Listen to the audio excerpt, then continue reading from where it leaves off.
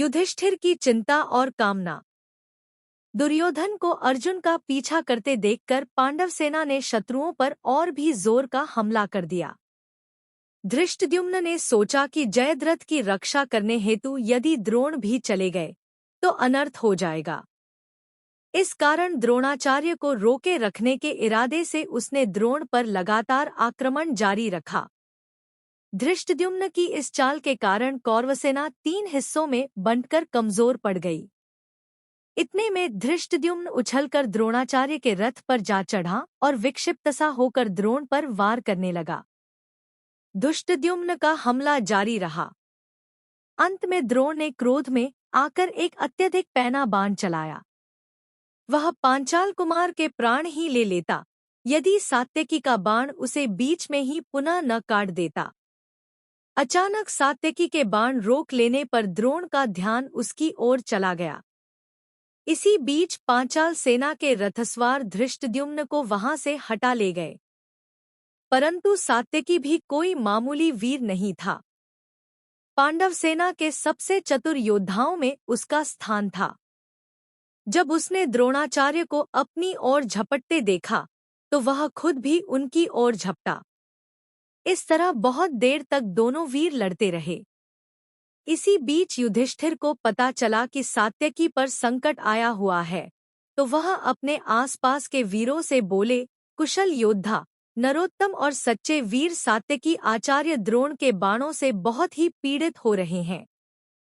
चलो, हम लोग उधर चलकर उस वीर महारथी की सहायता करें। उसके बाद वह धृष्टद्युम्न से बोले, द्रुपद कुमार, आपको अभी जाकर द्रोणाचार्य पर आक्रमण करना चाहिए, नहीं तो डर है कि कहीं आचार्य के हाथों सात्यकी का वध न हो जाए।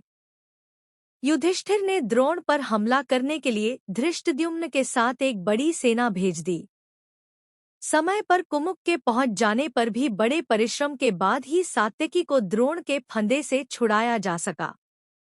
इसी समय श्री कृष्ण के पांचजन्य की ध्वनि सुनाई दी।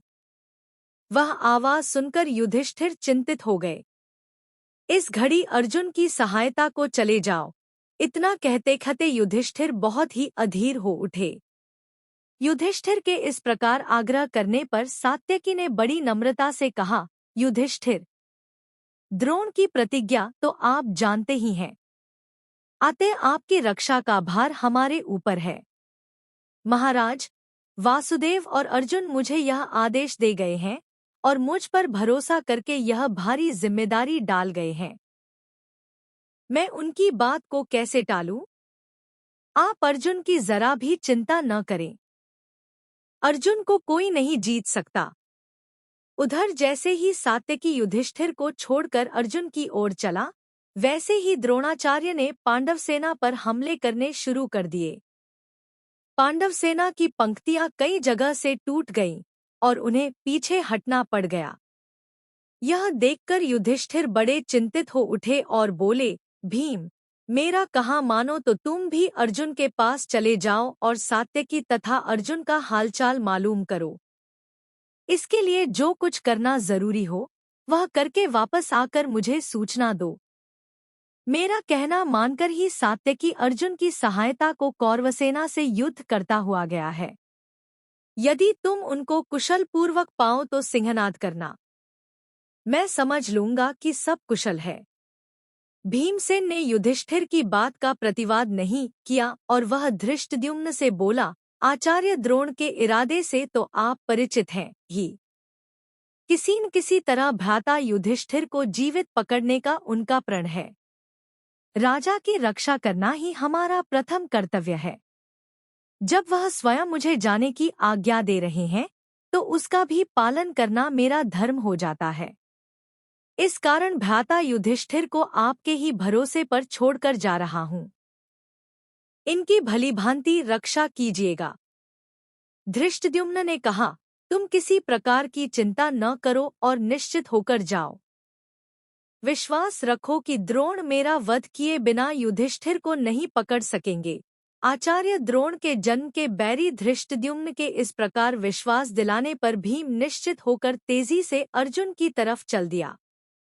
जितने भी सैन्यदल मुकाबला करने आए उन्हें मारता गिराता हुआ भीम अंत में उस स्थान पर पहुंच गया जहां अर्जुन जयद्रथ की सेना से लड़ रहा था। अर्जुन को सुरक्षित देखते ही भीमसेन ने सिंहनाद किया। भीम का सिंहनाद सुनकर श्री कृष्ण और अर्जुन आनंद के मारे उछल पड़े और उन्होंने भी जोरों से सिंहनाद किया। इन सिंहनादों को सुनकर युधिष्ठिर बहुत ही प्रसन्न हुए। उनके मन से शोक के बादल हट गए। उन्होंने अर्जुन को मन ही मन आशीर्वाद दिया। वह सोचने लगे अभी सूरज डूबने से पहले अर्जुन अपनी प्रतिज्ञा पूरी कर लेगा और जयद्रथ का वध करके लौट आएगा।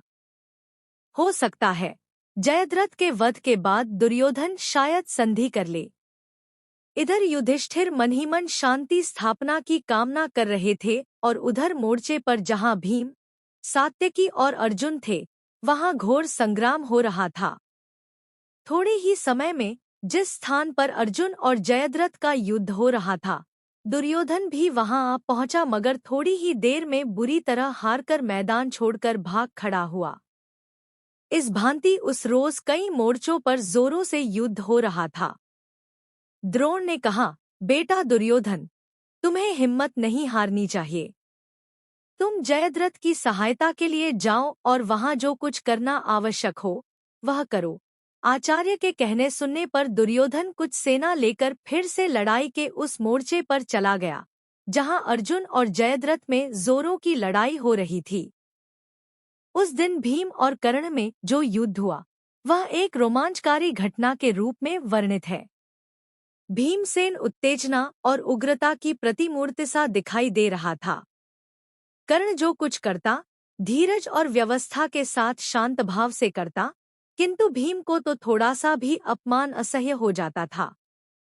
दोनों ही बड़े वीर थे। वे एक दूसरे पर झपटकर आघात करने लगे।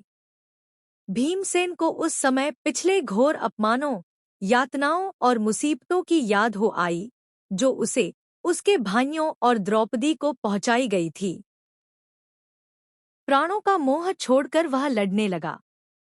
उस समय भीमसेन का घावों से भरा हुआ शरीर धधकती हुई आग सा प्रतीत हो रहा था।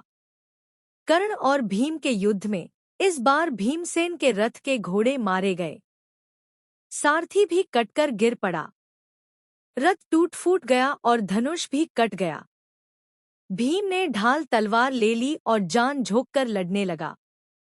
पलक झपकते ही कर्ण ने उसकी ढाल के भी टुकड़े टुकड़े कर दिए। जब ढाल भी न रही तो कर्ण ने भीम को खूब परेशान किया। इससे भीम बहुत ही पीड़ित हुआ। उसे असीम क्रोध आया। वह उछलकर कर्ण के रथ पर जा कूदा। कर्ण ने रथ के ध्वज स्तंभ की आड़ लेकर भीमसेन की झपट से अपने को बचा लिया। भीम नीचे जमीन पर कूद पड़ा और विलक्षण युद्ध करने लगा।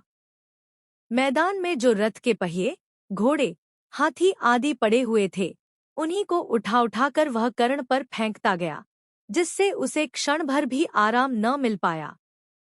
उस समय कर्ण चाहता तो वह भीम को आसानी से मार सकता था, पर निहत्थे भीम को उसने मारना नहीं चाहा। माता कुंती को दिया हुआ वचन भी उसे याद था कि वह अर्जुन के अतिरिक्त और किसी को युद्ध में न मारेगा।